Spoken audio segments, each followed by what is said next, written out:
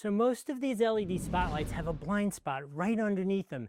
This one with its triple head and 2 sensors sees you coming and turns on so it doesn't have that dead spot right underneath it. A wild 6,000 milliamp hour battery, and it is IP65, water, rain, everything, weather resistant, so it should survive even here in Florida. So it does come with a remote, which is nice because I'm going to put it up on the trees where we can't get to it. And take a look at this. Woo! Okay, so real quick, let me just show you. We got obviously a nice large solar panel. 1, 2, 3 panels which are adjustable, right? We can adjust them however we want. We can, with this long wire, actually remove the solar panel and put the solar panel somewhere else if that's more efficient for your setup. And as we were discussing, there are 1, 2 sensors for the motion. All right, what do you say we put this thing outside, set it up, let it charge up, and just see how bright and how sensitive it is? Okay, so it is obviously very, very dark out here. Let's see if this new motion sensor light, look at that.